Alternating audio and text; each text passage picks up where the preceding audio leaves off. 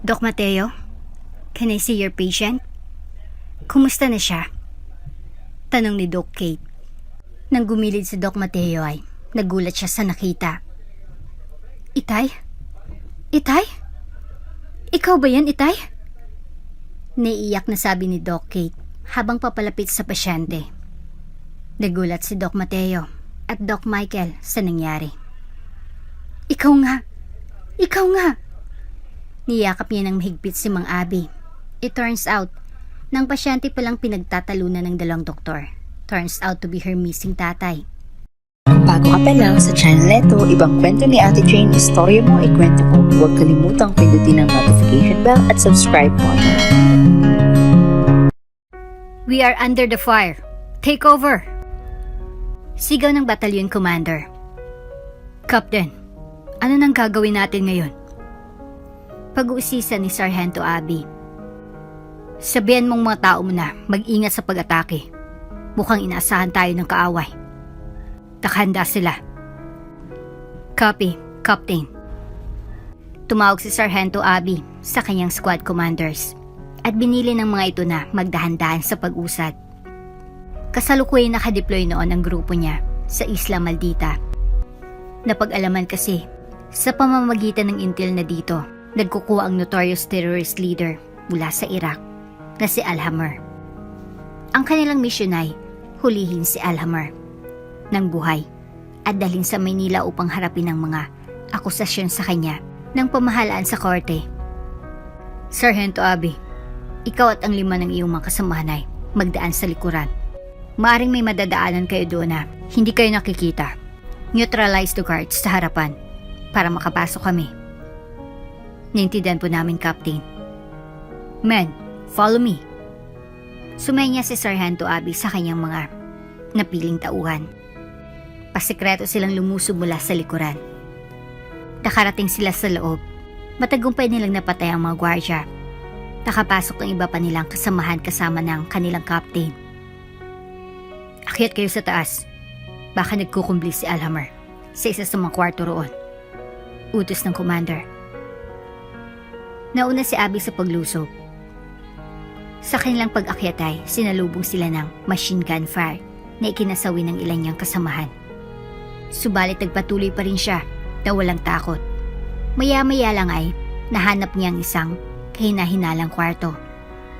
Sinipa niya yun at naghagi siya ng smoke bomb sa loob. Umalaw-ngangaw ang putok ng baril.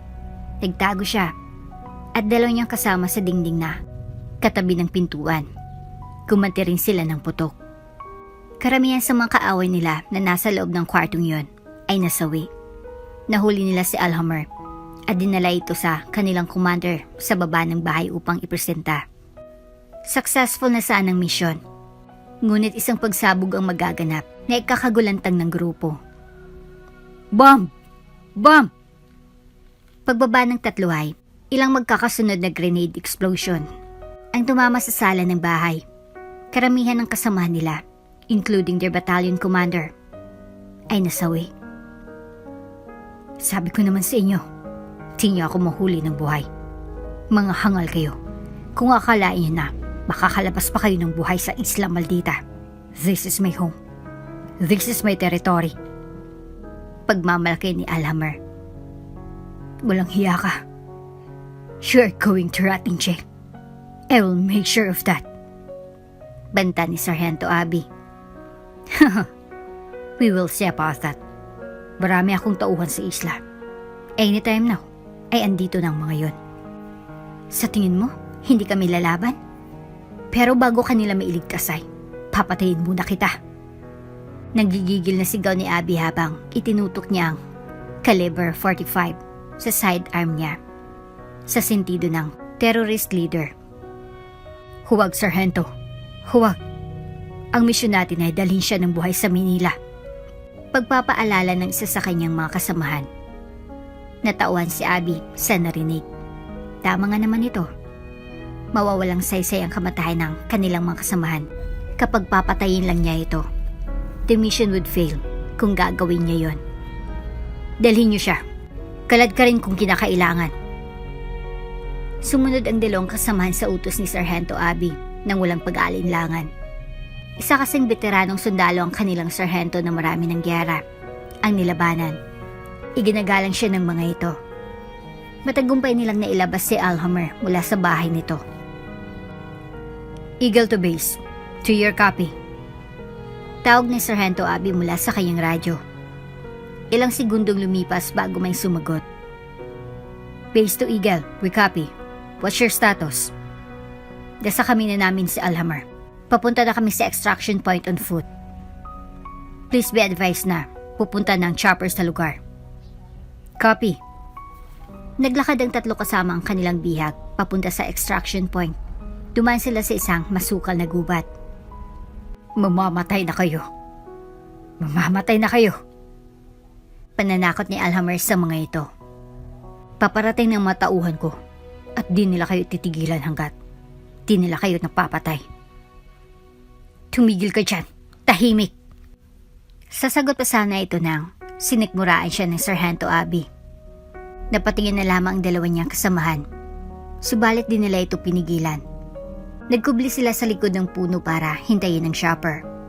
Maya't maya lang ay dumating na ito. Nang akmang sasakay na sila ay pinaulanan sila ng bala ng mga tauhan ni Hammer. Brat! Brat! Tinamaan sa tagiliran si Sargento Abby. Sanhi upang matumbay ito ng bahagya. Subalit matapang niyang nilabanan ng sakit at kinaladkad niya si Hammer papasok sa chopper. Namatay ang 2 pa niyang kasamahan on the spot. Tara na, Sargento. Wala na tayong magagawa sa mga kasamahan mo. Utos ng piloto. Sumahin papawid ng chopper dala si Hammer at Sargento Abby papunta sa mainland Cebu. Pagkatapos siyang ma-turn over sa higher command si Hammer, ay dinala siya ng Maeto sa Metics Army Hospital upang gamutin. Ilang araw nang namalagi sa hospital si Sargento Abby bago ito tuluyang na-discharge. Nung una, parang walang epekto ang pinagdaanan niya sa Isla Maldita sa kanya. Subalit di naglaon ay may naramdaman na siyang kakaiba. Magtago kayo! Palahaw niya. 10 oras ng gabi. Andyan ang mga kalaban. Pulang hiya ka, Hammer. Namatay ang makasama ko ng dahil sa'yo. Panunumbat niya. Tigilan niyo ako. Dagdag ni Abby na para bang may kaaway siya sa kanyang panaginip. Gabi-gabi ay binabagungot siya dahil sa nangyari sa Isla Maldita. Ang tawag doon ay war shock. Karaniwan na itong nararanasan ng mga sundalong galing sa matitinding labanan. Makalipas ang ilang buwan ay di na nakayanan ni Abby.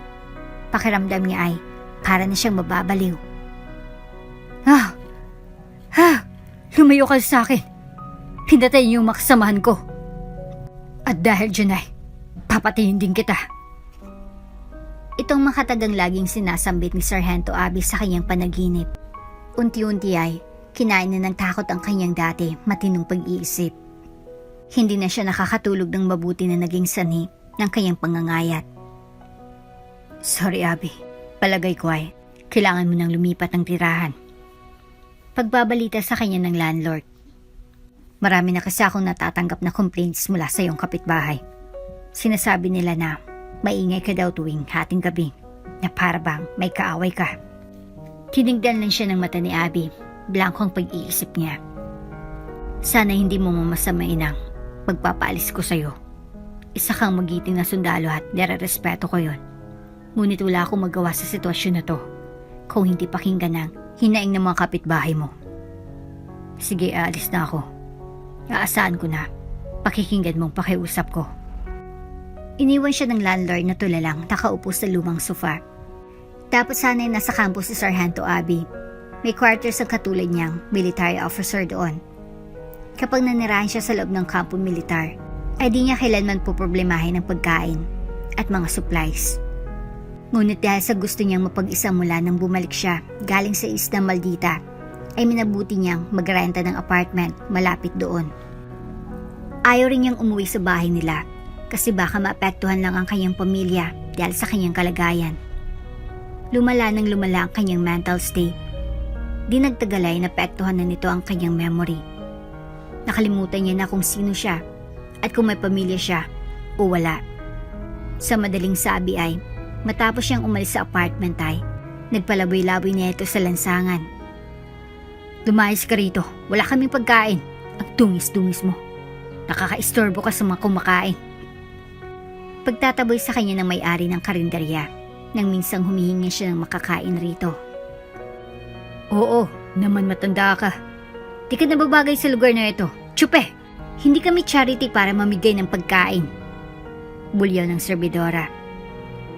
Walang nagawa si Abby, kundi lisanin ang lugar na yon. Dahil wala siyang makain ay nagkasya na lang ito sa paghalungkat sa mga basurahan. Tagilid na rin ng kali na rin siya nagpapalipas ng gabi.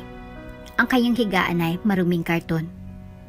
Uy, mga tol, tingnan niyo isang pulubi. Tuwang-tuwang balita ng isang teenager sa kanyang mga tropa.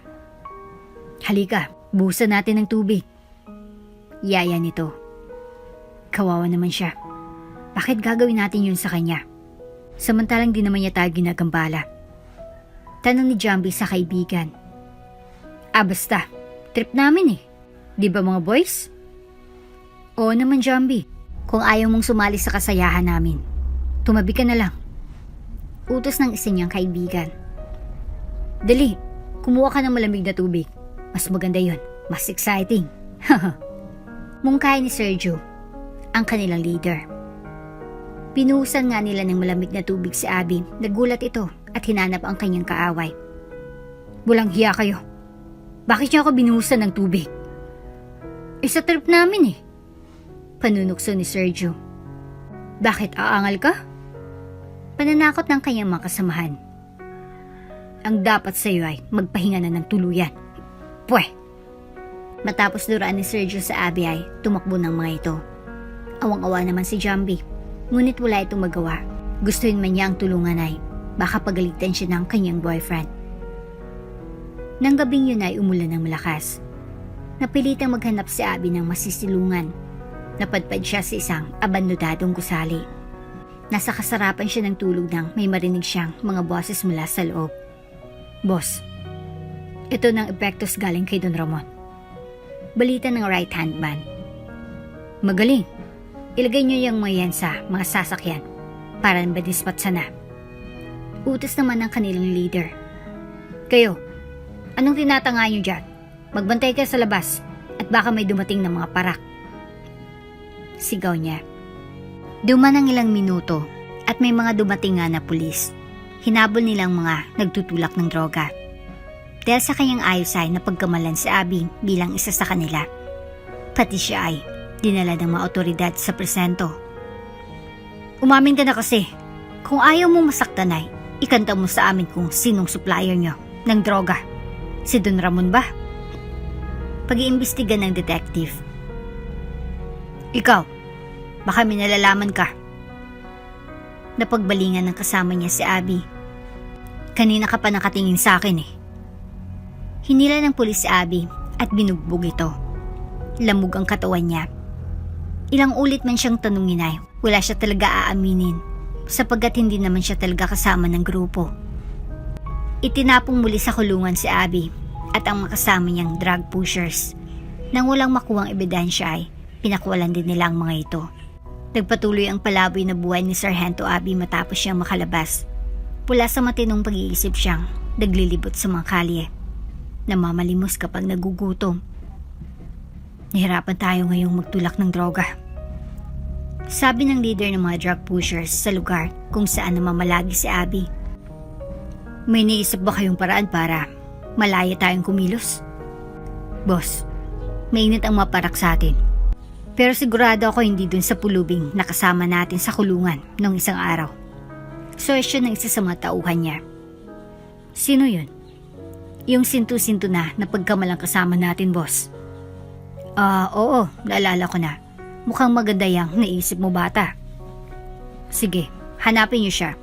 Sa palagay ko ay nangangailangan niyo ng pera. Kaya nga siya namamalimos. Utos ng boss nila. Agad na tumalima ang matauhan niya. Sinuyod nila ang huling lugar kung saan sila nahuli noon. Ginalugad lahat ng kalye, subalit bigo sila.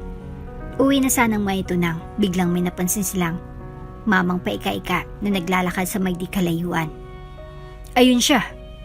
Bulyaw nung maito sa kasamahan nila. Sigurado ka ba? Parang hindi kasi siya. Dagdag ng matabang kasama nila. Sure na sure ako, di ko makakalimutan ang paraan ng paglakad niya. Tara, lapitan natin. Utos ng kanang kamay ng boss nila na si Miko. Dahan-dahan nila itong nilapitan. Nang maupo ito sa gilid ng kalsada, tumigil muna ang grupo nila sa paglalakad. Nagkunwari sila na di magkakakilala. Ang balak nila ay bibigyan nila iyon ng limos. Tapos ay tuturukan nila ito ng droga para madali nilang mahuli. Mukha kasing malakas ito. Sa hubog ng pangangatawan nito ay nagpapahiwatig na dati siyang pulis o di kaya ay sundalo. Nang makakuha sila ng magandang syempo, isinakatuparan na nila ang kanilang maitim na balak. Dalawa sa kanilang nagkaladkad sa katawan niya patungo sa kanilang van. Boss, andito na po ang taong pinapasundo nyo. Pagbabalita ni Miko. Sige, ipahiga niyo muna siya dyan sa papag. Igapos niyo siya ng mabuti. Mahirap na kapag magising niya na baka magwala. Utos ng boss. Nilapitin niyang bihag. Mukha ngang papasa ito sa drug pusher. Siya ngayon ang magiging pangunahing suspect bilang tagatulak ng droga sa barangay na yon. Bulong nito. Ang galing niyong lahat. Ngayon ay magpapatuloy na muli ang ating negosyo. Sigaw ng boss. At bilang bonus, ito ang pera. Uminom kayo at magpakasaya dahil ilang araw mula ngayon, ang puluboy na ito ang magpapayaman sa atin. Thank you, boss. Wika ni Miko. Ilang beses na tinrukan ng droga si Abby hanggang sa malulong neto sa bawal na gamot. Ang ginagawa nilang ito ay mas lalong nagpapalala sa kanyang kondisyon sa pag-iisip. Ang mga tao at bagay na dati ay naalala niya ay unti-unti nang naglalaho. Sa wakas ay dumating na rin ang oras upang siya ay pakawalan sa kalye. Tinuruan siya kung paano magbenta. Kunwari magbibigay ng limos ang bibili. Pagkalapag nila ng pera ay palimitong inaabot ang droga. Ang ganda ng naisip ng Miko. For sure. Walang ideya ang mga pulisa nangyayari rito. Isa pa, di nila pagsususpetsahan ang ating dalaga. Puri ng boss sa kanyang right-hand man. Duman ang mga araw at dahan-dahan namang dumami ang banta nila ng droga. Sa ganitong kalagayan ni Abby ay mahirapan na itong makabalik sa kanyang pamilya. Hindi nga niya kilala ang mga ito. Tuluyan ng nabura ang pangalan at mukha nila sa kanyang alaala. Inay, aalis na po ako. Papasok na po ako sa school. Paalam ni Kate sa ina na noon ay abala sa paglalabas sa likod ng bahay nila. Sige anak, mag-iingat ka na lang sa pagpasok. Bilin nito. Opo inay, huwag po kayo mag-alala. Kaya ko po ang sarili ko. Si Kate ang kaisa-isang anak na dalaga ni na Abby at Corina. Nung una ay masaganang pamumuhay nilang tatlo. Subalit nang bigla nilang naglaho ang parang bula si Abby ay gumuho na rin ang buhay na kinagisnan ni Kate. Nihirapan sila sa umpisa pero di naglaod ay unti-unti na silang nakakabangon. Ngayon ay nasa grade 10 na si Kate. Matatapos na rin ito sa junior high school. Ang pangarap nito sa buhay ay maging isang ganap na doktora na ang hadikain ay makatulong sa paggamot sa mga mahirap na may sakit. Oh, buti naman at dumating ka na. Bati ng best friend niyang si Ivana. Eto naman, parang nahuli lang ako ng 5 minuto. O sige na nga, tama na yung kadramahan mo at malilate na tayo. Sabi ko nga, masayang naglakad ang magkaibigan patungo sa kanilang paaralan na di naman kalayuan sa kanilang tinitirhan sa Barangay Cruz na Ligas. Good morning, ma'am. Bati ng dalawa sa kanilang guro nang makasalubong nila ito habang papasok sila ng gate. Oh, kayo pala, Kate and Olga. Dalian niyong maglakad at baka mahuli na kayo sa first period niyo. Paninita ni Miss Maureen. Matuloy na kumaripas ang mag-best friend. Eksaktong magsisimula pa lang ang mag-check ng attendance ang kanilang science teacher nang sila ay dumating. Kate Lim. Present, sir. Olga Llamas. Present. At nagsimula ng klase nila nung araw na yon. Gwapo talaga ni Sir Elmer. Bulong ni Olga sa kaibigan na kinikilig. Hoy, Huwag kang ganyan. Baka marinig ka niya. Pananaway naman ni Kate. Ano ngayon kung maulinigan niya ang sinasabi ko? At least alam niya na crush ko siya. Walang takot na wika ni Olga habang malagkit na nakatitig sa kanilang science teacher. Maya ka naman, friend. Ang layo ng agwat ng edad niyo. So what? For me, perfect siya para sa akin. Hay nako, bahala ka na nga. You're old enough to know what is right from wrong. Aba, in-English mo pa talaga ako ha?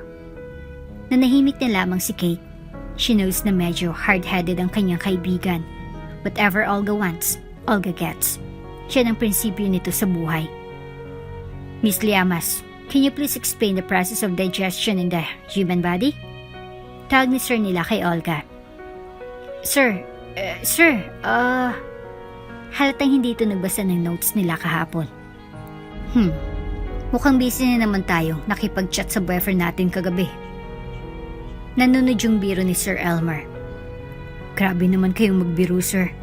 Alam niyo naman po na single and available po ako. Hihi. Kinurot ni Kate sa tagiliran ng malinding best friend niya. How about you, Miss Lim? Baka maring ikaw ang sumugot sa tanong ko a while ago. Baling ni Sir Elmer kay Kate. Kita mo na, pati ako nadadamay sa kalandian mo. No choice si Kate. Alam naman niya talagang sagot kaya ipinaliwanag din lamang niya ang digestion process ng human body. Next time, friend, bawas-bawasan mo naman yang pagpapakyut mo kay Sir Elmer. I'm sure nakakalata na yan. Oo na, sorry na. Ganito ang karaniwang eksena sa science class nila Kate. Lagi na lang siyang ipinapahamak ni Olga. Matalino si Kate. Kaya siya naging best friend ni Olga. Tinutulungan niya kasi ito sa kanilang mga schoolworks. At si Olga naman ang bahala sa mga ibang bagay. Medyo madiskarte at makapal ang mukha nito. Kaya it's easy for her na mangumbinsi ng mga guys na tumulong. Alam niyo na siguro ang ibig sabihin. May quiz tayo mamaya, sabi ni Sir Elmer. Pakopya ha? Pakiusap nito sa kaibigan. Oo, ako na bahala. Lagi namang ganun. Just do your thing and I will do mine. Pagkatapos ng quiz ay pina-check na rin ng teacher ang papers sa kanila. As usual, si Kate ang highest. Very good, Miss Lim. Ikaw na naman ang nakakuha ng highest score. Puri ni Sir Elmer. Thank you, sir. Acknowledge nito sa sinabi ng teacher. Mga praises na ganito ang pamamaraan ni Sir Elmer upang mapansin siya ni Kate. It has been a while na may lihim itong paghanga kay Kate. Bukod kasi sa matalino ito ay may angking kagandahan ito na nagiging dahilan upang mapagkamalin siyang anak ng artista o beauty queen. Actually, that is not far from the truth. Ang ina niya kasi ay dating title holder. Pero sa college lang nila, ito ang dahilan kung bakit na in love dito ang tatay abi niya. Maya't maya lang ay tumundog ang bell. Alright class, see you all again tomorrow. Walang absent kasi magdidiscuss ako ng new lesson. Lalo na kayo Miss Lamas at Miss Lim. Pabiro niyang sinabi. Oh my, hawakan mo ako Kate. Mahihimatay ako. Pagdadrama na naman ni Olga. Balanti ka talaga. Ako na yung miss niyan, hindi ikaw.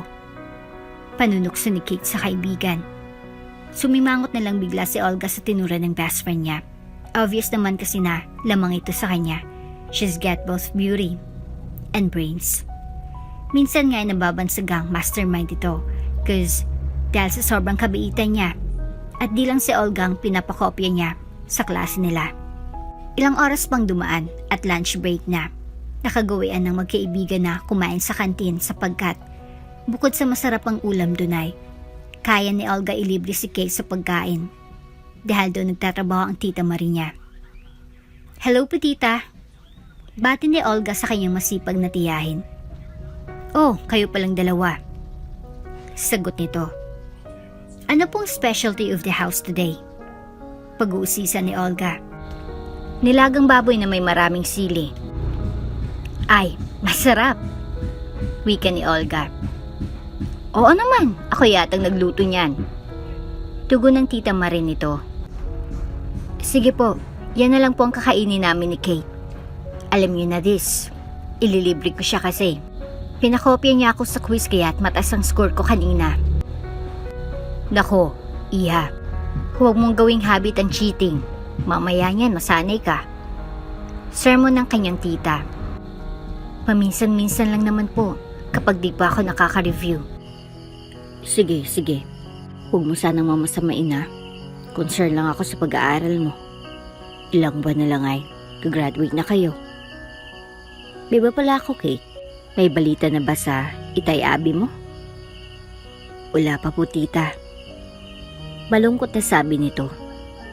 Sana naman makabalik siya bago ang graduation niyo. Dagdag nito. Tita, okay na ba yung nilagang baboy namin? Biglang tanong ni Olga. Ginawa niya ito upang makaiwas na si Kate sa usapin ukol sa itay niya. Nang makuha ang order ay umalis na sila at naupo na sa isang sulok ng kantin. Huwag mo nalang pansin ang sinabi ng Tita Mariko. Paghingi nito ng paumanhin sa kaibigan.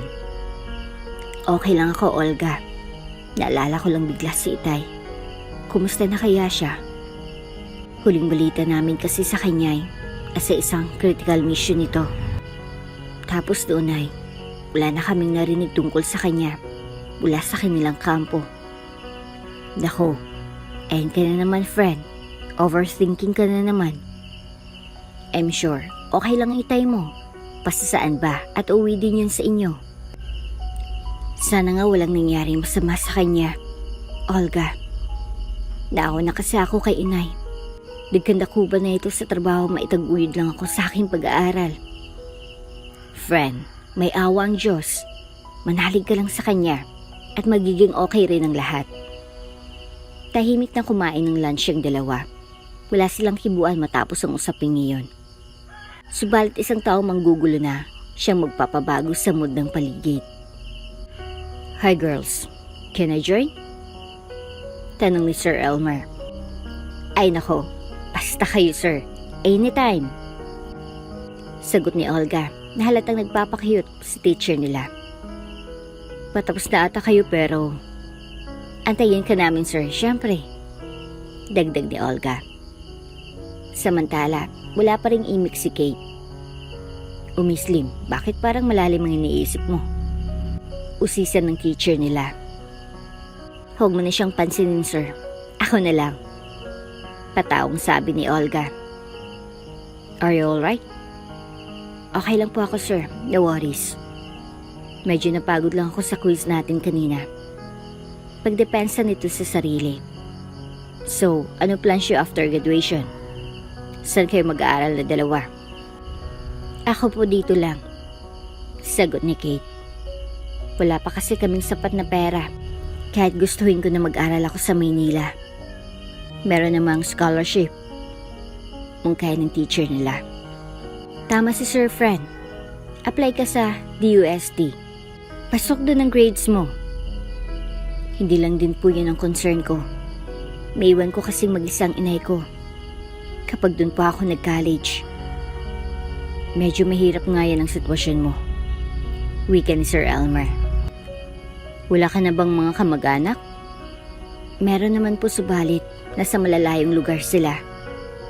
Pag-isipan na lang mabuti, Iha. Ang sinabi ko, sayang din naman ang katalinuhan mo kung dito ka rin lang sa probinsya mag-aaral. Ilang minuto ang dumaan at tumunog na ang bell. Tanda na tapos ng lunch break. Bumalik na sa silid-aralan ng magkaibigan at si Sir Elmer naman sa susunod niyang klase. Nagpatuloy ang pagtutulak ng droga ni Abby dahil wala nga ito sa sarili ay di niya na pinapakialaman kung masama ang kanyang ginagawa. Tanda, kung ganitong benta lagi ay masarap ang iyong kakainin. Oo, pangako yan. Supagan mo lang ay magiging okay ang buhay mo. Pangako ng manisindikato sa kanya. Pabili ng 100. Wika ng isang binatilyong lumapit sa kanya. Matapos ilapag ng binatilyong pera ay inabot niya na ang droga gaya ng nakagawian niya. Arestado ka! Biglang sigaw ng kliyente. Isa pala itong undercover agent.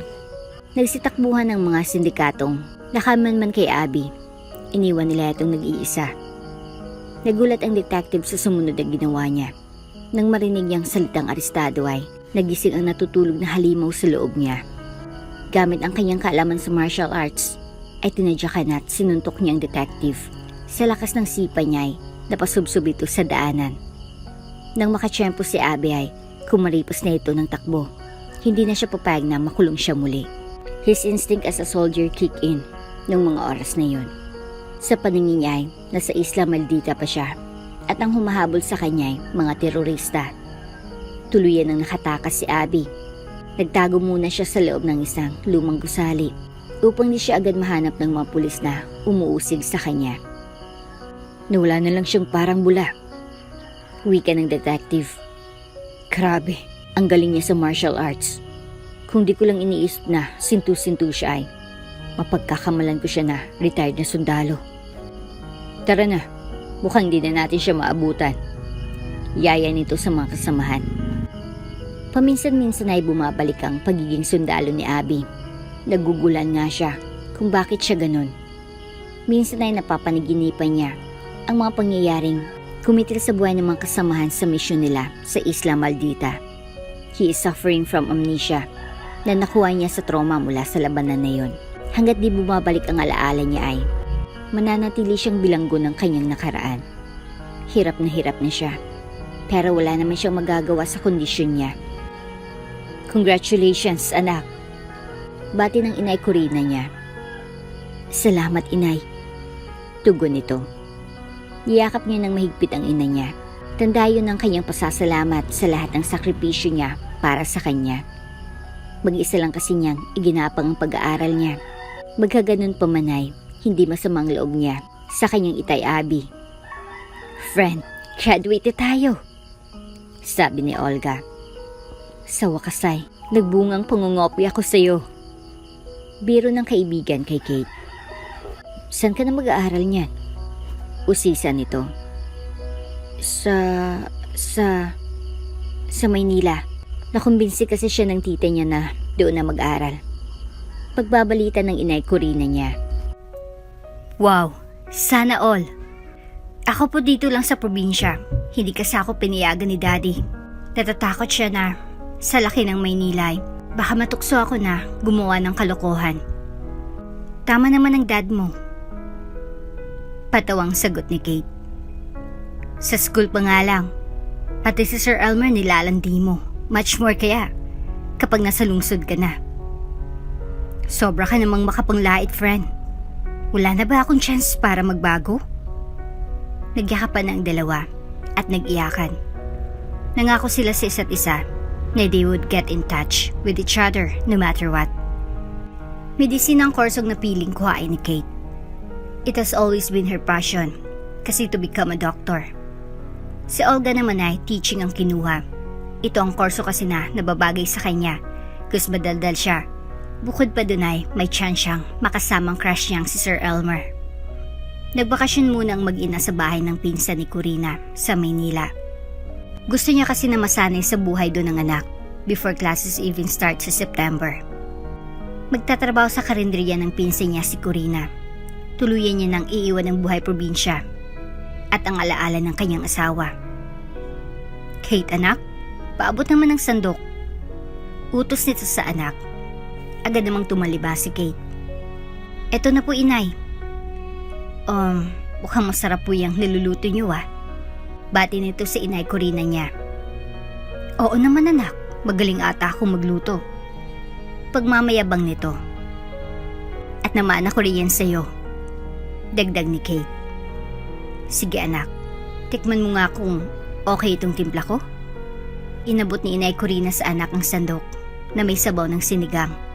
Napangiwi si Kate sa asim ng sabaw. Perfect na inay, ito na yatang pinakamaasim na sinigang na natikman ko. Wika ni Kate. Champion sa lasa. Dagdag pa nito. Nung hapon na yun ay marami ang kumain sa karinderya. Tuwang-tuwang pinsan ni inay Corina. Abay, kung ganito na ganito ang benta natin ay di maglalaon, nagiginhawang buhay natin. Pagpapasalamat ng pinsan niya. Kami ang dapat magpasalamat sa iyo Kung hindi dahil sa tulong mo ay di matutupad ang pangarap ni Kate na makapag-aral sa Maynila. Sagot ni Inay Corina. Wala yun, insan. Pamangkin ko si Kate at alam ko ang kanyang kakayahan. Sasayang lang din ito kapag sa probinsya siya nag-aral tulad natin. Alam mo, may punto ka dyan, insan. Someday, magiging successful na physician niyang si Kate. At sa pagtupad niya ng kanyang pangarap sa buhay, ay kasama tayong aangat. Correct ka dyan, insan Corina. Kinabukasan, dahil linggo, ay naisipan ng pinsan ni Corina na ipasya lang mag-ina sa mall. Bilisan yung dalawa dyan. Utos ni Clara. Andyan na po, tita. Ito kasing si Inay ang tagal mag-ayos. Ako na naman ang sisihin mo. Masama bang magpaganda ako? Mall pong pupuntahan natin. Siya. Tama na yung pagtatalo niyo mag-ina. Alam ko naman na excited lang kayo. Natatawa niyang tugon. Ilang saglit lang ay nakasakay na sila ng taxi. Palingalinga si Kate sa paligid niya habang binabaybay nitong EDSA. Ang lalaki pala ng gusali dito, tita. Oo, anak. Marami ring sasakyan dito. Kaya tandaan mo mabuti ang sasakyan mo na jeep para hindi ka mawala. Makinig kasi sinasabi ng tita mo, anak. Matagal na siyang nanirahan dito sa Maynila. Kaya't kabisado niya ng lakaran ng buhay dito. Yes, Inay. All ears naman ako sa lahat ng sinasabi nila. Lumipas ang ilang minuto ay nakarating na sila sa SM Mega Mall. Isa sa mga pinakamalaking mall sa Lakhang, Maynila.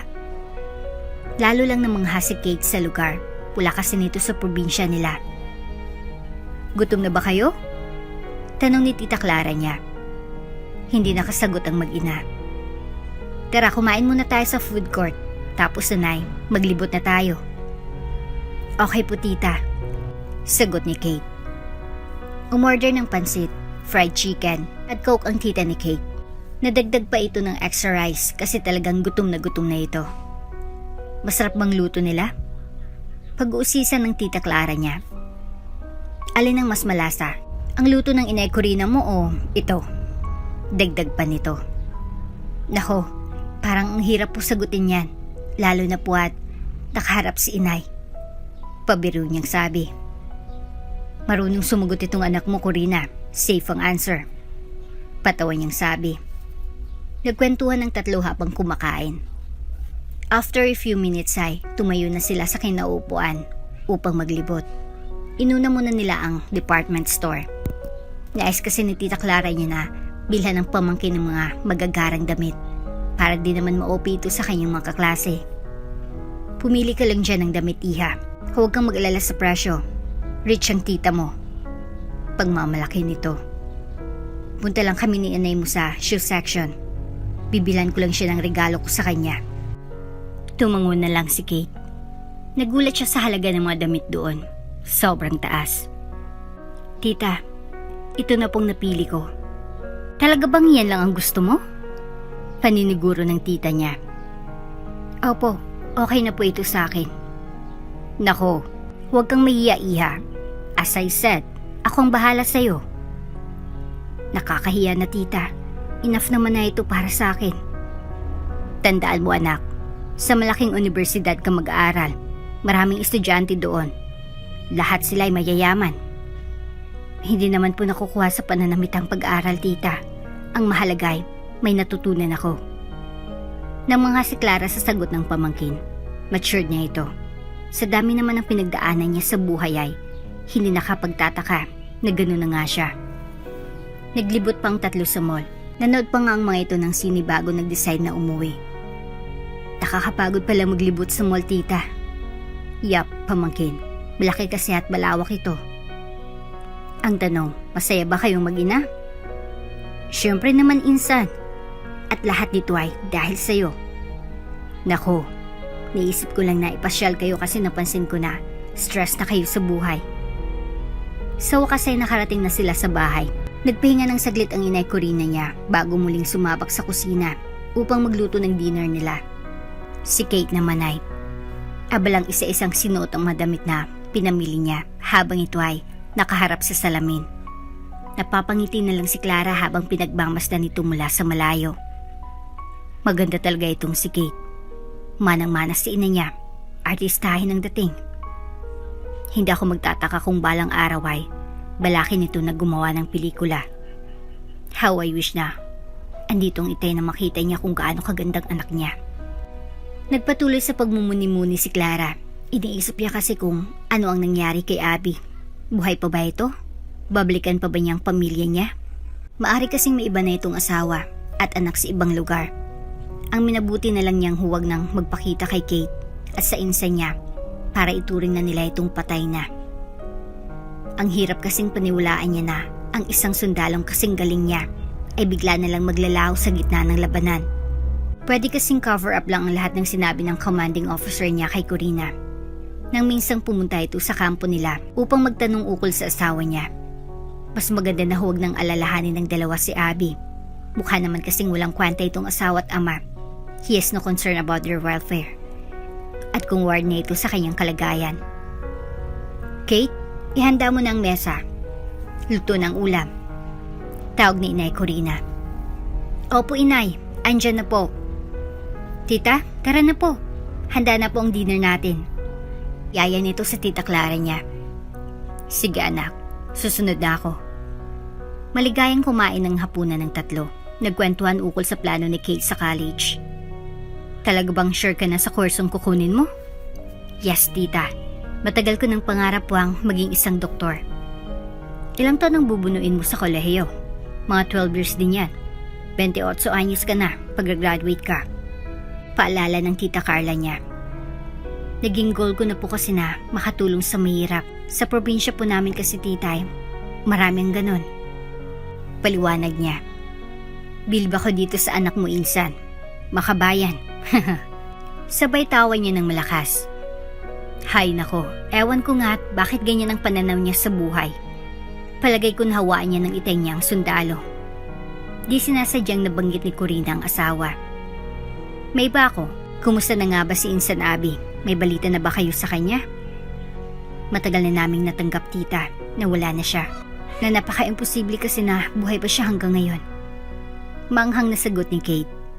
Mapapansin ang hinanakit sa kanyang puso na matagal niya nang kinikimkim. Anak, huwag kang ganyan. Itay mo pa rin siya. Maaring may mga nagawa siyang mali. Ngunit matapos ng lahat ng yun ay itay mo siya at asawa niyang inay mo. Napaismid na lang si Kate. Inabala na lang ang sarili sa kinakain niya. Nagkatinginan ang magpinsan, naintindihan nila ang pinagdaraanan ng bata. Duman ang buwan at mga taon, ang batang si Kate ay naging ganap ng doktor. Para mahasa ang kanyang kaalaman, nag-decide ito na magpuntas ng Amerika upang magtrabaho doon. Nang makabalik ito ng Pilipinas ay malaki ng pinagbago niya. Nagkaroon ito ng gwapo at manliligaw na galing ding angkan ng mayayaman. Iyon ay walang iba kundi si Michael Carvajal. May sariling ospital ang kanilang pamilya dito sa Pilipinas. At dahil engaged na sila, ginawa niyang CEO ang kasintahan gawa ng kanyang angking katalinuhan. Naging matagumpay ang naturang health institution dahil sa kanyang magandang pamamalakad. Most of their clients are those galing sa mayayamang pamilya, as Doc Michael would love to say, sa staff. Ang ospital na yun para alagaan ng mga bumubuhay sa bansa. Maganda sanang takbo ng buhay ni Kate nang bigla naman siyang usigin ng kanyang nakaraan. Kawawa ang mama. Sigaw ng babae na nakakita kay Abby na nakahandusay na sa gilid ng daan. Tumawag kayo ng ambulansya. Nasagasaan yung mama.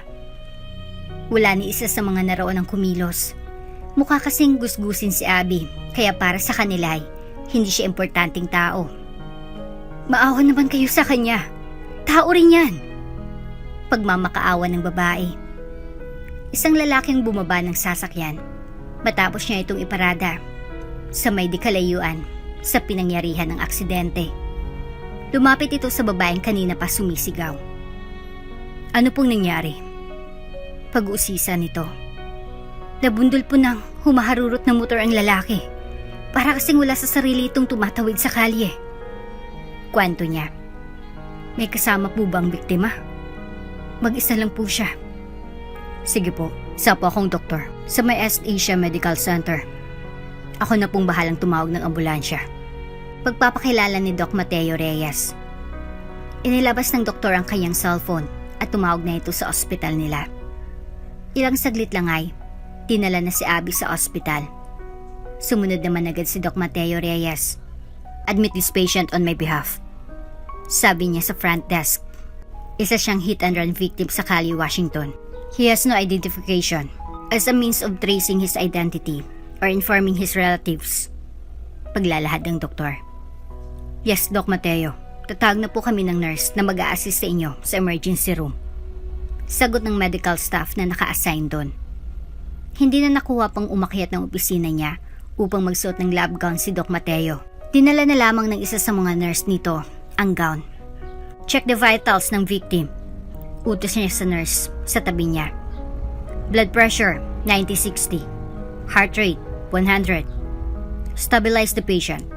Saksakan siya ng IV fluid para umakyat ang blood pressure bago natin siya dalhin sa operating room.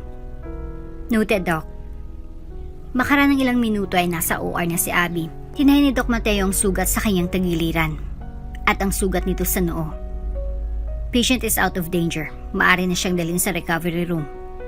Wika ni Doc Mateo. Successful ang operation niya kay Abby. Di maiwasan ang pagtinginan ni Doc Mateo ang mga nurse. First time kasi na may ma-admit na pasyenteng katulad ni Abby. Ang bungakala ng lahat, ang East Asia Medical Center ay para lang sa mga mayayaman. Isang nurse ang di nakatiis na magtanong, "Doc, pardon my asking, sa tingin niyo po ba papayagan ng management na dito mag-recover ang pasyente?" "Bakit, Nurse Myla? Dahil ba sa mahirap lang siya?" "Hindi naman po sa ganun, Doc. Kaya lang alam niyo naman ang pag-uugali ni Doc Michael. I'm sure na magwawala yun kapag nalaman niya ang tungkol dito." "Let me worry about that, Nurse Myla. I take full responsibility of the patient." Di na nagtanong pang muli ang nurse. Sa kanyang puso kasi ay alam niya na tamang ginawa ng doktor. Bahagi ng code of ethics nilang mga nurse at doktor na tumulong sa kahit sinumang nangangailangan, regardless kung mahirap o mayaman. Doc Mateo Reyes is a doctor with a principle at malaking heart. Maswerte ang babae mapapangasawa nito someday. Kaya lang naman binata pa ito hanggang ngayon ay dahil di pa niya natatagpuan ng babaeng karapat-dapat sa kanya. Kung ang titignan ng kanyang hitsura ay marami talagang babayang nahuhumaling. Subalit halos lahat sila ay bumabagsak pagdating sa standard sa pagiging mapagmahal sa kapwa-tao. "Doc Mateo, nasa room na po ang pasyente." Report ng isa sa mga nurse. "Good. Asikasuhin niyo lang siya. Kapag may ibang doktor na nagtanong kung bakit andito siya, inform them na ako na lang ang kausapin ukol dyan." "Noted, Doc." Nasa mabuting kamay na si Abby, bagamat marami pa siyang pagdadaan ng pagsubok ay nalalapit ng pagbabago ng kanyang kapalaran. Makikita niya na ang mga taong dapat ay matagal niya nang kasama. "Honey, need nating pumunta ng mall after ng seminar." Paalala ni Doc Kate sa kasintahan. "Bakit?" Tanong naman ni Doc Michael. "Hindi ba sa Friday ng last day natin dito sa convention? Di pa ako nakakalibot dahil we're so busy." "Ay, oo nga pala. Sige, punta tayo. Pero saglit lang I have an appointment with someone. This is regarding our newest partner sa East Asia." "Okay, I will just enjoy the view myself." Malungkot na sabi ni Doc Kate. "Huwag ka nang magtampo. I will make it up to you kapag di na ako loaded sa appointments." "Promise?" "Yes, promise." The seminar that day ended early. Nagkaroon tuloy ng mas maraming oras si Doc Kate para gumala sa mall. Samantalang kasintahan naman niyang si Doc Michael ay abala sa pakipag-usap sa kanilang supposed investor, si Miss Mary Ann. Lingid sa kalaman ni Doc Kate, ang kanyang boyfriend ay gumagawa ng milagro. He is using the business partner agenda bilang alibay para magawa niya ito. Ang pamamaraan niya para pagtakban ng ginagawa ay pinibigyan niya ng mga mamahaling regalong nobya. Just like last time, binihal niya ito ng diamond ring na nagkakahalaga ng 150,000 pesos. Wow! Ang ganda naman rito. Walang mall na katulad nito sa Pinas. Ang mga display nilang damit, they're so unique. Shin bang ako lang meron to if I buy them? Bulong ni Doc Kate sa sarili. Naalala niya tuloy yung panahon na dinala sila ng inay niya ng kanyang tita Carla niya sa SM Mega Mall. That was quite an experience na di niya kailanman malilimutan. Pag-uwi namin sa Pinasay, pupunta ako ng Mega Mall. Namimiss ko na kasi ang maglibot doon. Naglibot-libot si Doc Kate sa naturang shopping center. Samantala, iba naman ang pinagkakaabalahan ni Doc Mateo. Hello sweetheart, kumusta ka na? Salubong ni Mary Ann kay Doc Michael. Ito, pagod dahil sa seminar. Tugon naman niya sa karelasyon. Don't worry, I have a cure for that. Nanunukso niyang wika. At ano naman yun? Na para bang hindi niya alam ang susunod na mangyayari. This one, babe. Bigla na lang nagtanggal ng kasuotan si Mary Ann, revealing the body ni siyang naging dahilan upang maakit niya si Doc Michael. Tuluyan nang naganap ang hindi dapat. Akin ka lang, Michael. Akin ka lang. At kapag tuluyan na kitang nabihag, mapapasa akin na rin ang SA siya ng walang kahirap-hirap.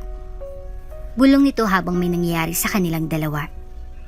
Dahil sa sobrang pagod ay nakatulog ng mahimbing si Doc Michael. Nakalimutan niya na may kasintahan siyang dapat uwian. Bakit kaya wala pa si Michael? Gabing-gabi na ah. Sayang naman itong niluto kong nilagang baka. Favorite pa naman niya ito. Wika ni Doc Kate habang ito ay nakaupo sa sofa na naghihintay.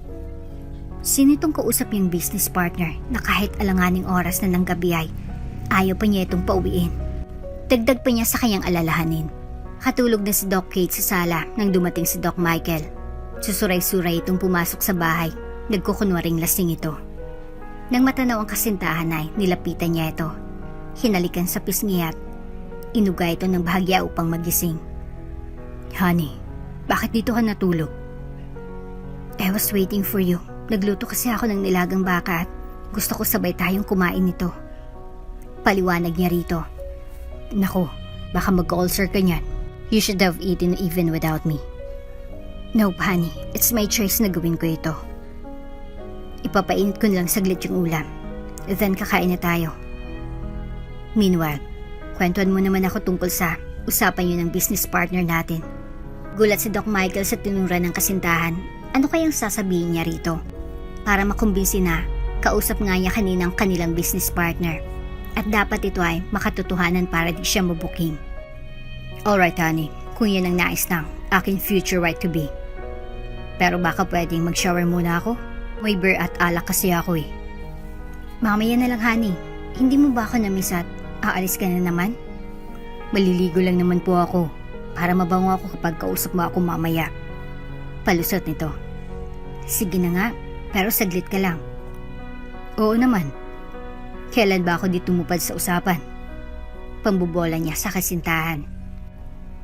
Oops, may break muna. Gusto mo ba ma-shoutout dito sa channel ni Ate Jane? Mag-comment lang ng lesson you learned from the latest story uploaded.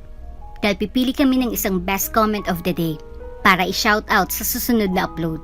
Kaya huwag kalimutang mag-iwan ng lesson you learned after you watch this video. Maraming salamat! Sa totoo lang, naghanap lang ng konting panahon si Doc Michael upang makaisip ito ng sasabihin kay Doc Kate ukol sa alig business partner nila na si Miss Mary Ann. Alam kasi niya na di ubrang inuman na alibay at yung gasgas na linyang. She told me na kailangan daw niya i-consult ang mga investors before agreeing to a merger. Bilang kwento niya sa kasintahan. Matalino si Kate, madali nitong nahulaan kung nagsisinungaling siya o hindi. Matagal na kitang bistado, Michael. Hindi pa man tayo mag-asawa. Niloloko mo na ako. Wika nito sa sarili. Kahit para magkaroon ako ng sapat na ebidensya para hiwalayan ka ay nag-hire ako ng private detective to shadow you wherever you go. Dagdag pa nito. It's a good thing or you are just stupid gawin akong shareholder ng kumpanya. Because of what you did ay nagkaroon ako ng chance na lakihan ng shares na meron ako, thereby becoming a majority stockholder ng hospital. You even appointed me as your chief executive officer para pagtakpan mo ang basurang harap-harapan mo. Tinatapon sa aking mukha without my knowledge. In short, binigay mo na sa akin lahat ng kapangyarihan na kailangan ko para ako nang magmay-ari ng East Asia. Matutupad ko na rin ang hadikain ko na tulungan ng mga mahirap. Ang inaantay ko lang ay magkamali ka, nasaktan ako, whether emotionally or physically. At yun ang magiging hudyat para hiwalayan ka. Nasa ganung pagmuni-muni si Doc Kate nang bumaba na si Doc Michael. Nakangiti ito, parang tangang naglalambing sa kanya. Siya pa ngang nagsandok ng kanin at ulam para kay Kate, trying to show her na he is a loving fiancé na hindi naman totoo at isa lamang ang pagbabalat kayo. After dinner ay umakyat na ang dalawa. Nagdahilan si Michael na napagod ito at masakit ang katawan para walang mangyari sa kanila sa umagang yon. Paagang umalis si Doc Kate sa bahay kahit na hapon na ang kanilang seminar. Kakausapin niya kasing detective para kunin ang detalye ng nalaman nito kagabi. Sa isang mamahaling restaurant sa downtown area sila nagtagpo. Ma'am, babae po ang nagngangaling Marian. Ang kamiting ni Doc Michael kahapon. Paglalahad ng private investigator. Nagkita muna sila sa isang coffee shop malapit sa seminar venue. Inantay nila kayong makaalis. Tapos tunay, nagtuloy na sila sa isang hotel. Dagdag pa nito. May pictures ka ba na nakuha? Yes, ma'am. Pati mga CCTV footages na magpapatunay na magkasama silang pumasok sa hotel at umakyat ng kwarto ng mga oras na yon. Magaling ka talaga. Hindi ako nagkamali sa pagpili sa'yo. Ito ang puunang bayad mo, plus I give you a bonus. Salamat, Doc Kate. Iniabot niyang isang brown envelope na may lamang pera sa detective. Tatawagan na lang kita ulit para ibigay sa iyo yung detalyeng susunod mong misyon sa aking kasintahan. Tumango na lamang kausap to acknowledge na pagi ito sa sinabi ni Doc Kate. Pagkakuha ng pera ay ibinigay niya kay Doc Kate ang malarawan, ang USB na naglalaman ng videos mula sa CCTV. Ngiting tagumpay si Kate nang umalis ang restaurant. Now she has more than enough evidence that will support her claim na di nababagay si Doc Michael sa kanya. Paalis pa lang siya nang tumunog ang kanyang cellphone. Oh, honey, gising ka na pala. Sagot niya sa kausap. Asan ka? Bakit iniwan mo ako mag-isa dito sa bahay? May kailangan kasi akong asikasuin before the seminar starts. Pagdadahilan nito. Alright, honey. I will just see you there sa seminar. Paalam ni Doc Michael. That afternoon ay nagtagpo sina Doc Michael at Doc Kate sa venue. Nagulat ang dalawa nung banggitin ang topics sa hapon na yun. Isa kasi sa speakers ay si Mary Ann. Ang topic na binigay sa kanya ay about monitoring the psychological health of patients. Graduate kasi siya ng guidance and counseling sa isang reputable school sa States. At siya ay isang well-known authority pagdating sa usapan na yun. Oh, parang nagulat ka, honey. Kilala mo ba ang isa sa mga speakers natin? Panunumbok ni Kate sa kasintahan. Sino naman dun ang sa tingin mo ay kilala ko? I guess si Mary Ann. Hindi ba siya yung nabanggit mo na ka-meeting mo na sa business party nor isang araw? Napaisip si Doc Michael kung nabanggit niya talaga yon. Baka kasi hinuhuli lang siya ng kasintahan. Siyang honey. She's a respected psychologist dito sa States.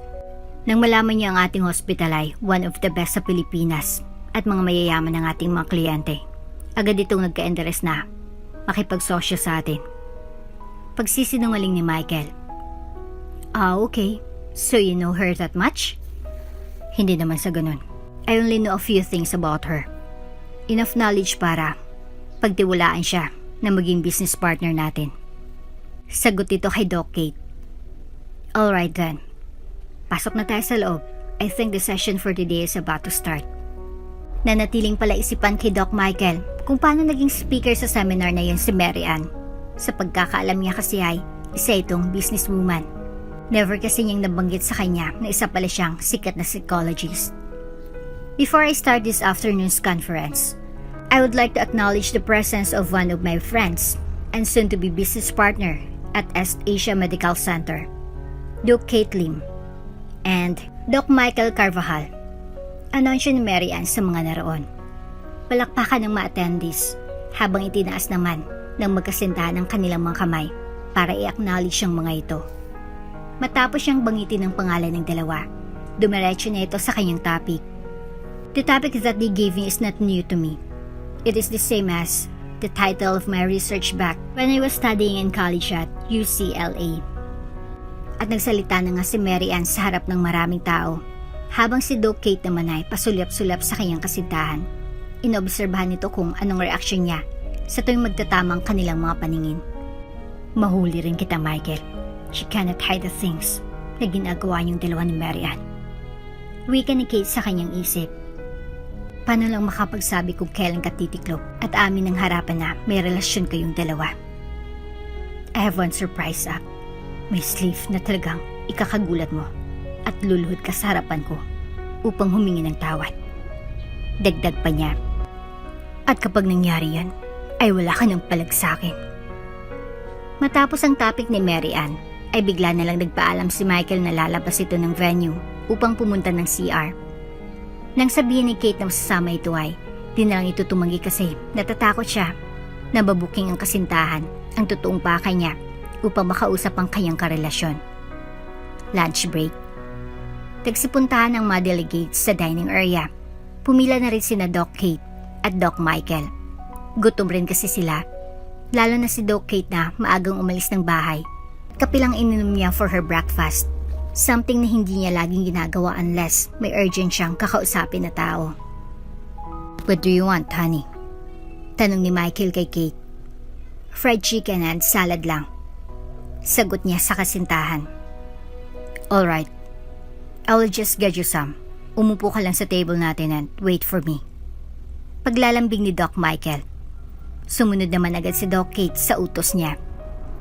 Bakit ka kaya sobrang maasikaso sa akin ngayon? Nasa sense mo na ba na nabuking na kita? Oh, playing safe ka lang para mag-focus ako sa ginagawa mo para sa akin at magbulag-bulagan na lang ako sa nakikita ko? Naging palaisipan kay Kate ang kilos ng kasintahan. Maghapon ay naging masunurin ito sa kanya. Something na hindi naman niya talaga ginagawa kasi he is not really like that.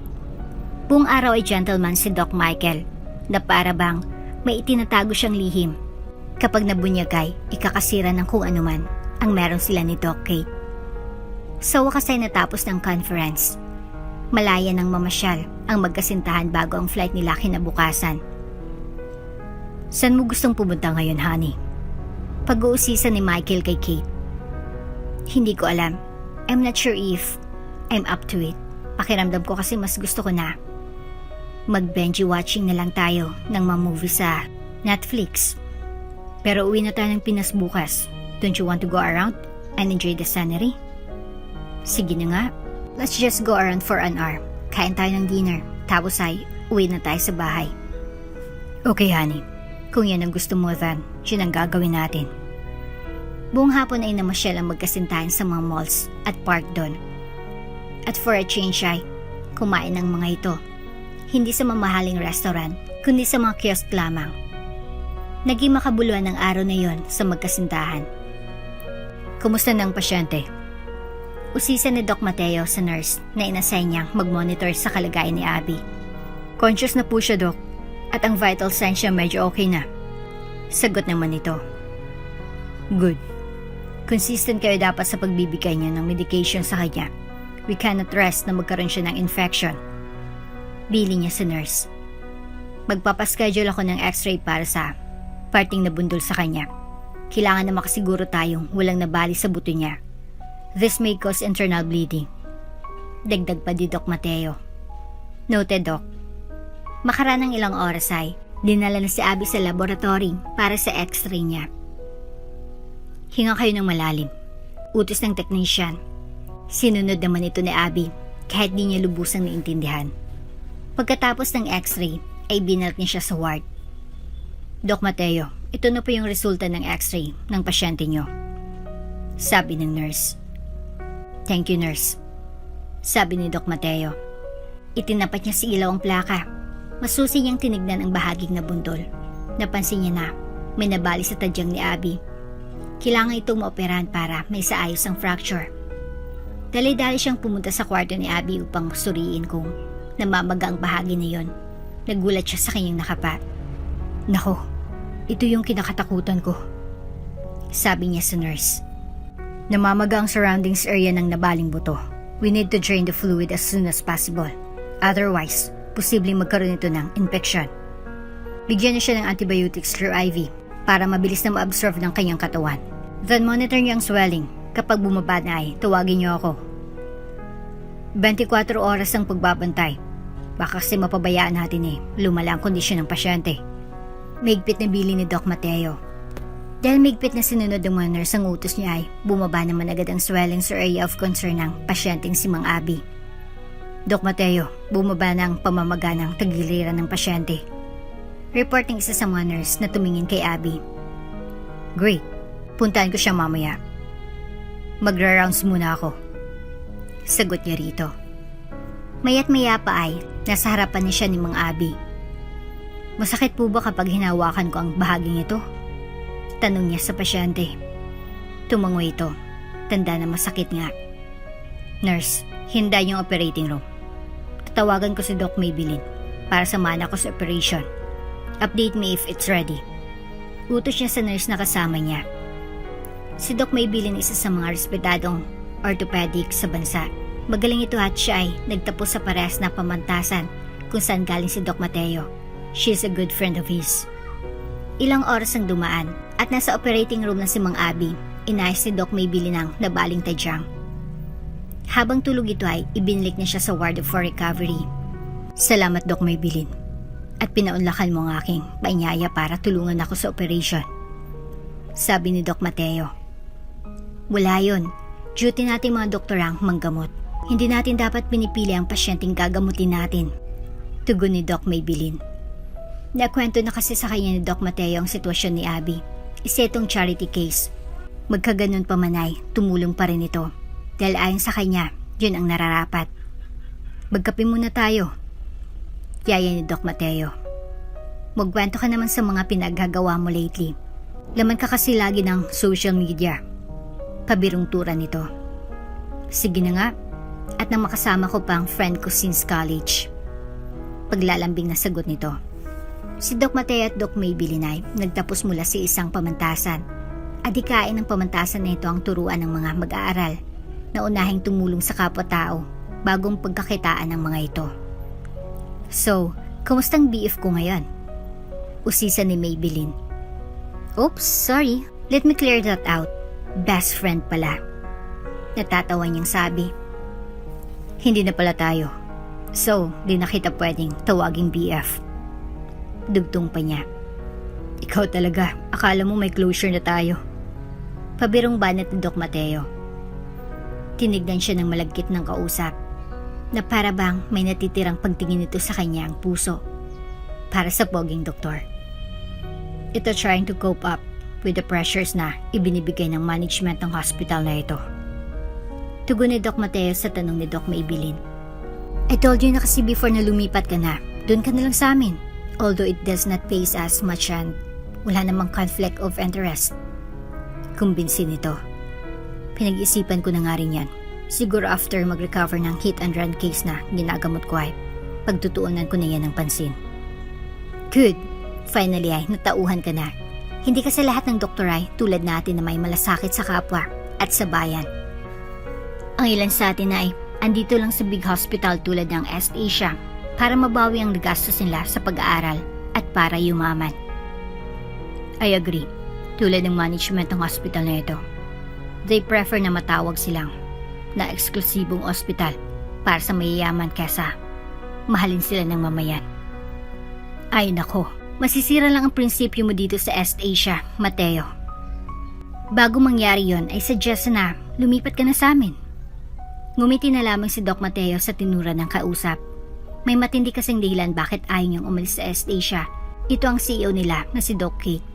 Simula nang dumating siya sa ospital na yun ay nakita niya gaano ito kadedicated sa kanyang profession as doktor. Tulad niya, ang mahalaga ay makatulong ito sa mga may sakit. As a matter of fact, dito namimili ng ginagamot niya. Si Doc Michael lang naman ang mukhang pera sa ospital na yun. Wala itong pakialam sa kalagayan ng pasyente. Ang mahalaga sa kanya ay ang kikitain niya mula rito. Mateo! Mateo! Huy! Bakit ka nakatulala dyan? Andito pa ako. Sabi ni Maybelline. Sorry, napaisip kasi ako sa sinabi mo. Sagot nito. Think about what I said. Kailangan namin ng magaling na doktor na katulad mo sa aming ospital. We need you and I need you. Pasaring nito sa kanya. By the way, may ba tayo ng usapan? Biglang cambio ni Maybelline. Kumusta naman ang puso mo? I mean, ang love life mo? May pumalit na ba sa akin dyan? Sabay turo nito sa dibdib ni Mateo.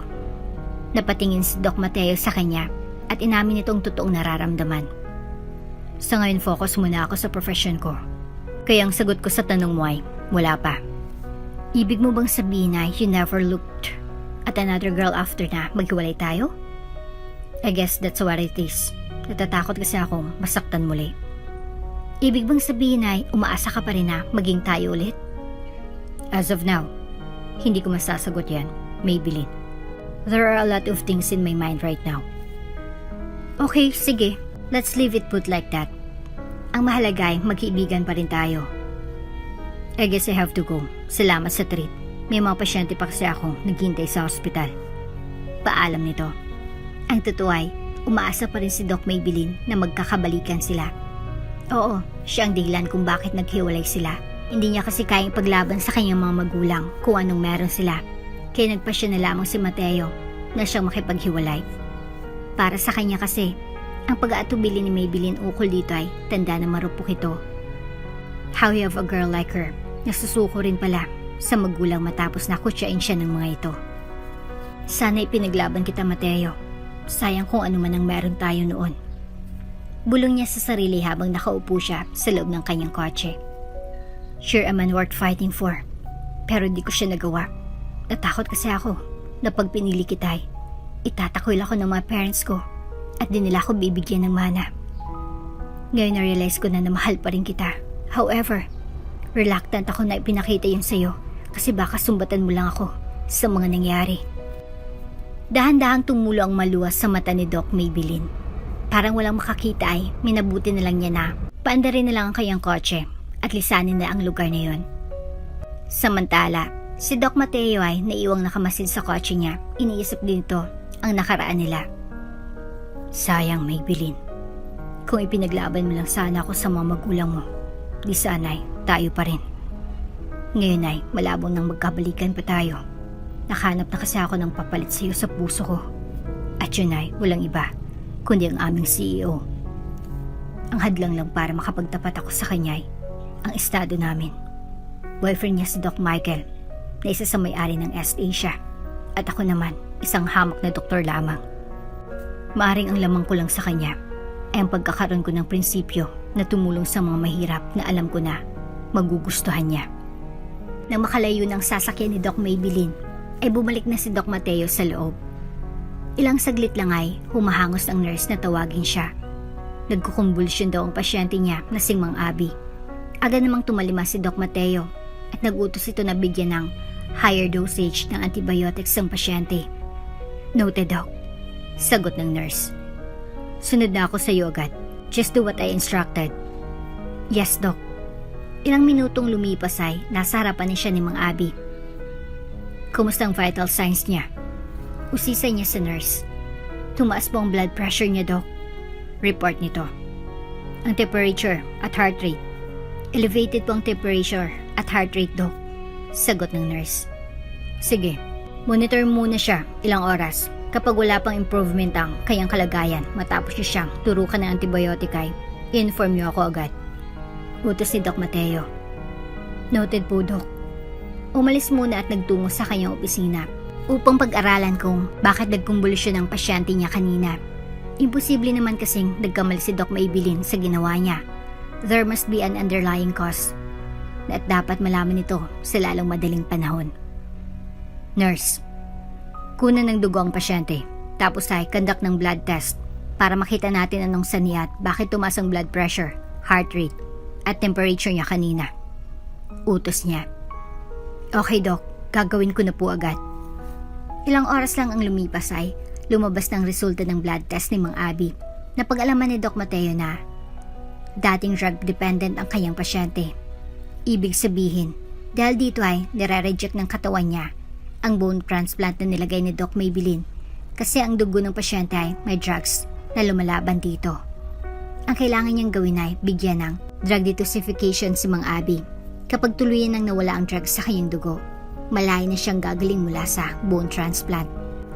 Kumusta ang vital signs ng pasyente? Tanong niya sa nurse na kasama niya. Stable for now, Doc. Good. Standby kayo para sa plasmapheresis procedure. Schedule niyo ito bukas. Utos niya sa nurse. Hayaan niyo munang magpahinga ang pasyente para makarecover ang kanyang katawan mula sa stress na pinagdaanan nito kanina. Dagdag pa niya. Yes, Doc. Sagot ang mga nurse. Idina sa plasmapheresis si Mang Abby. Nilinis nila ang kanyang dugo at inalis ang naiwang bakas ng droga na itinurok sa kanya ng mga drug pusher na gumamit sa kanya. Ngayon ay bagong tao na siya. Unti-unti na siyang gumagaling sa bone transplant, subalit may isa pang problema na kinakaharap ito, ang kanyang amnesia. Ayon sa pananaliksik ni Doc Mateo, dalawang paraan lang ang makapagpapagaling sa pagkawala ng memory ng kanyang pasyente. Balikan niyang lugar kung saan nawala ito, o makita niya at makausap ang mga taong malapit sa kanya. Alin man sa dalawa ay mahirap mangyari para kay Mang Abby. Gusto man tumulong ni Doc Mateo ay wala itong magagawa. Wala kasi ng isang bakas ng pagkakakilanlan sa kanya, tulad ng ID. Ang nasa damit niya, nang mapulot niya ito. Sino kayang pasyente ko? Anong gagawin ko para makilala ko siya? At mahanap ang kayang malapit na kamag-anak? Tanong ni Doc Mateo sa kanyang sarili. Sinubukan ko ng social media pero ilang oras nang ginugol ko ay wala pa rin akong makita. Maaari kasing wala itong Facebook account o kahit anong social media account. Dagdag pa nito. Ang natitira na lang na maaari kong gawin ay ang lumapit sa pulis, subalit suntok sa buwan pa rin yun. It could take months bago nila ito ma-identify, but of course, it's still worth the try. Ang mahalaga ay on the road to recovery ng aking pasyente. Bulong niya sa sarili. Lumapag na ang eroplanong sinasakyan ng magkasintahan sina Doc Kate at Doc Michael. They decided na huwag sabihin sa hospital staff na darating na sila para malaman nila kung ginagawa nila ang kanilang trabaho habang sila ay wala. Magtungo muna tayo sa East Asia, honey. Gusto ko lang kumustahin ang kalagayan nila. Mungkay ni Doc Michael Kate. Sige, that's a good idea. Ako naman, aasikasuhin ko ang mga nabinbin kong papeles na dapat kong pirmahan sa aking opisina. Sumakay na ng kotse ang dalawa at nagtungo sa ospital. Pagdating nila ay dumiretso na si Kate sa kanyang opisina. Habang si Michael naman ay ipinatawag ang hospital supervisor upang mag-report sa kanya tungkol sa mga kaganapan doon while they were away. Sa kanya nalaman na may inadmit na gusgusing pasyente sa kanilang ospital. Galit na galit si Doc Michael. Ano? Isang mahirap na pasyenteng na-confine sa hospital natin? Inis na paglilinaw nito sa kausap. At sino naman ang nagdala ng pasyente na yan sa ospital? Dagdag na tanong nito. Si Doc Mateo, sir. Sinubukan ko na pigilin siya. Subalit ayaw niyang paawat at itinuloy pa rin niya. Sumbong ng hospital supervisor. Sino naman daw ang magbabayad ng bills ng pasyente na yan? Sabi niya po ay, he will take it full responsibility. Bawas na lang daw sa sahod niya. Ganun ba? Ang tigas talaga ng ulo ng Doc Mateo na yan. He is a disgrace to this hospital. Dapat na siyang tanggalin. Tama po kayo dyan, Doc. Sulsul pa ng hospital supervisor na halatang galit din kay Doc Mateo. Asan pala siya ngayon? Nag-rounds po. Posible nandun na po siya sa ward kung saan naka-admit ang sinasabi kong pasyente. Salamat sa impormasyon. Makakaalis ka na. Ayaw ko kasi na malaman niya at ng ibang staff na ikaw ang mata ko sa ospital na to. Kaya't hindi na lang kita isasama. Sige po, Doc. Umalis na ang hospital supervisor. Si Doc Michael naman ay nang gagalaiting nagtungo sa ward ng hospital upang kumprontahin si Doc Mateo. Matagal nang may gap ang dalawang doktor. Napapansin kasi ni Doc Michael na may pagtingin si Doc Mateo kay Doc Kate. Nagsiselo siya rito. Naglalakad papunta sa ward si Doc Mateo upang kumustahin ang kalagayan ng kanyang pasyente matapos ang lahat ng pinagdaanan niya. Malaki ng gastos na kakaharapin ni Doc Mateo, ngunit hindi niya ito alintana. Ang mahalagay, nakatulong siya sa kanyang kapwa. Kumusta po? Bati ni Doc Mateo sa kanyang pasyente. Tinignan siya nito ng matagal bago sumagot. Medyo sumasakit pang tagiliran ko at ulo, Doc. Sagot nito. Natural lang po yan, matindi kasi ang pagkakabangga nyo. Ganun po ba? Magtatagal pa po ba ako dito sa ospital? Mga ilang araw pa po. Kinakailangan ko kasing operahan kayo sa tagiliran dahil tinamaan ang iyong liver. at nabali pa ang tadyang nyo. Pagpapaliwanag niya. Ngunit paano pong gastos dito sa ospital, Dok? Huwag po kayong mag-alala, sagot ko na po ang lahat. Naggulat ang dalawa nang bigla na lang pumasok sa kwartong isa sa mga resident doctors ng hospital na yon at isa na ring board member na si Doc Michael Carvajal. Magaling, magaling. Balak mo nga talagang gawing charity hospital ang East Asia Medical Center. Pangungutya niya kay Doc Mateo. For your information, this hospital is privately owned. Which means na ang mga pasyenteng tinatanggap natin dito ay yung may makakayahang magbayad. After all, this is a business institution too. Karapatan ng sinumang tao ang gamutin kapag may sakit sila at humingi ng tulong sa atin at sa ospital na ito, Doc Michael. Nakalimutan mo na bang sinumpaan mong oath as a physician and health practitioner? Sagot nito sa manghang na salita ng kasama niyang doktor. That is what I have learned in college at nung ako ay intern sa Philippine Trauma Hospital na pagmamayari ng pamahalaan. Dagdag pa niya. Nakakatawa ka talaga, Mateo. Dala-dala mo hanggang ngayon sa ospital namin ang pagiging makabayan mo. Pasigaw na tugon ni Doc Michael. Basta, the board has made its decision. Your patient should leave the East Asia kapag di siya makapagbayad ng hospital bills niya within a week. Alis na sana si Doc Michael nang ilang saglit lang ay dumating ang kanilang medical doctor na si Doc Kate Lim. Isa siyang Korean na inampunang mag-asawang Pinoy. Matagal nang nawawala ang ama nito na isang sundalong na destino sa Isla Maldita ilang taon nang nakararaan. Ang kanyang ina na isang hamak na negosyante ay matagal nang namayapa dahil sa sakit na cancer. Yan may desisyon na ang board ay ako pa rin ang final decision. As a medical director of this hospital, may kapangyarihan akong gawin yun. Pagpapaalala niya kay Doc Michael na boyfriend niya. Hindi na umimik si Doc Michael. Alam niya kasi na may punto ang kanyang kasintahan. Besides, Doc Mateo is right, saying di natin pwedeng i-refuse ng treatment ang isang pasyente just because he or she has no money. Kasama yan sa code of ethics nating mga doktor. Namula ang mga mata ni Doc Michael sa galit. He felt betrayed by his girlfriend. Buong akala niya ay susuportahan niya ito. Doc Mateo, can I see your patient? Kumusta na siya? Tanong ni Doc Kate. Nang gumilid si Doc Mateo ay nagulat siya sa nakita. Itay? Itay? Ikaw ba yan, Itay? Niiyak na sabi ni Doc Kate habang papalapit sa pasyente. Nagulat si Doc Mateo at Doc Michael sa nangyari. Ikaw nga! Ikaw nga! Niyakap niyang nang mahigpit si Mang Abby. It turns out na ang pasyente palang pinagtatalunan ng dalawang doktor. Turns out to be her missing tatay. Nagulat ang dalawang doktor sa kanilang nakita. Hindi nila lubos maisip ng isang doktor na tulad ni Doc Kate may amang katulad ni Mang Abby. Is it your tatay? Nandidiring usisa ni Michael. Oo, siyang nawawala kong tatay.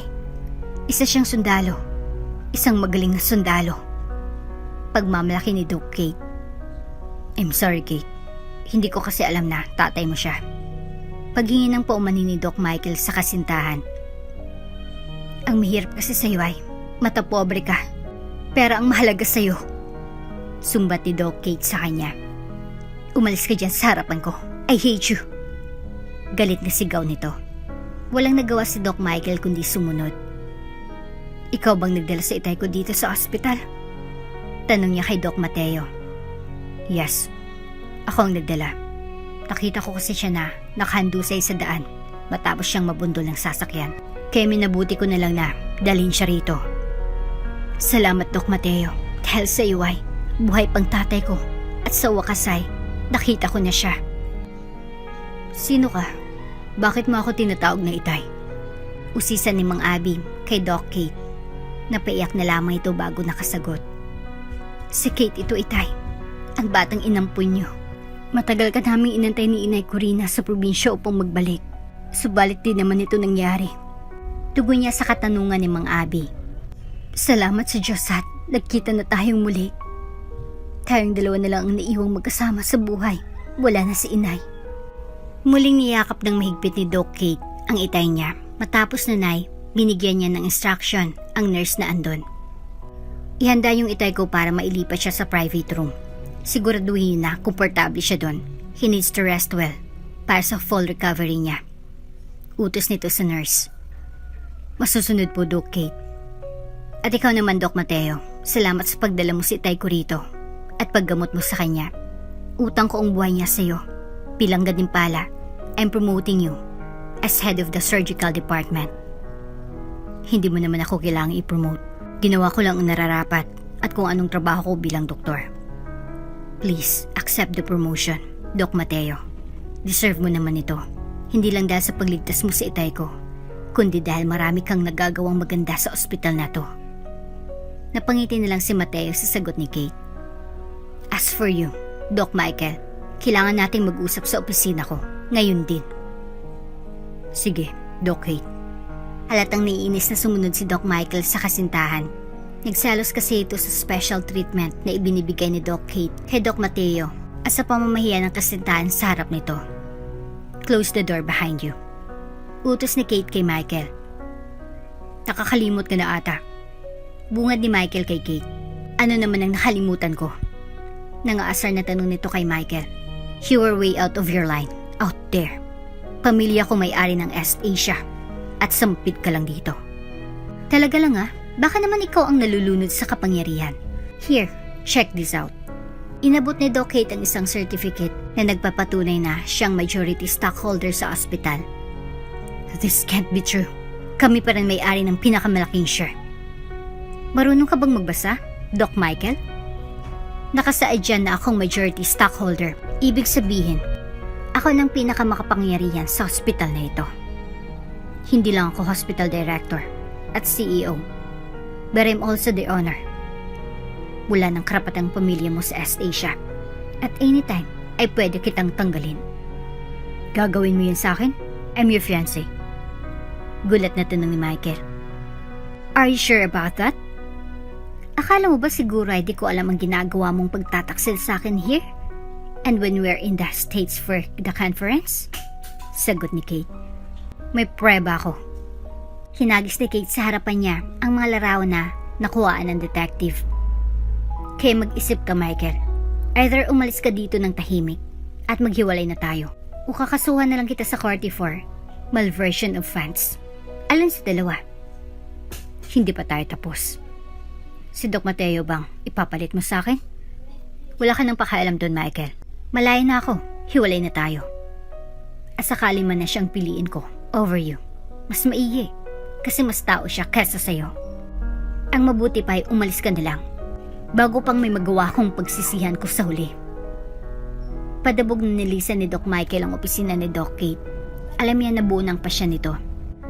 Kung hindi niya sana inalipusta ang tatay nitong nakaratay dahil sa pagkakabundol, di sanay sila pa hanggang ngayon. Subalit dahil sa kanyang karupukan bilang lalaki ay nabaliwala ang lahat.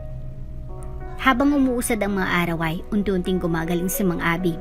Naalala niya na ang ibang mga bagay sa buhay niya. Susundalo ako. Nakipagbakbakan ako sa mga terorista sa Isla Maldita. Paglalahad niya kay Doc Mateo nang minsang bisitahin siya nito. Tama ka po dyan. Abi po ang pangalan niyo, Sargento Abi. Dagdag naman ito. Anak ko ba si Kate? Opo, anak niyo po siya. Paano po ang bayad ko dito sa ospital? Nako, malit na bagay po yun. Ako na pong sasagot nun. Hindi na kailangan, Doc Mateo. This is now my hospital. Isang ospital para sa mga tao at hindi lang para sa mga mayayaman. Nagulat si Doc Mateo sa pinanggalingan ng tinig. Nasa likuran na pala niya si Doc Kate. Kayo po pala, Doc. Bati nito na may halong pagkapahiya. Ako nang sasagot sa bills ni Itay. Malaki ang utang na loob ko sa iyo dahil niligtas mo siya. Pagpapatuloy ni Doc Kate. Walang anuman yun, Doc. Mula nung araw na yun ay nagbukas ng pintuan ng East Asia sa lahat ng nangangailangan ng tulong. East Asia Medical Center is now a hospital for masses. Niligaw na rin ni Doc Mateo si Doc Kate. Sa wakas ay nagkalakas loob ito na ipahayag ang saloobin nito sa dalaga.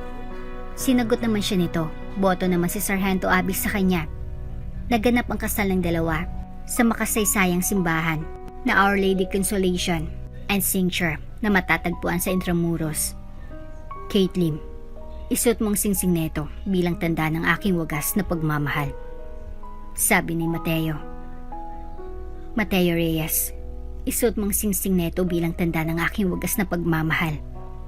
Sabi naman ni Kate. Idinideklara ko bilang alagad ng simbahan na kayo ay mag-asawa na. Humayo kayo at magpakarami. Lalaki, maari mo nang halikan ang iyong asawa.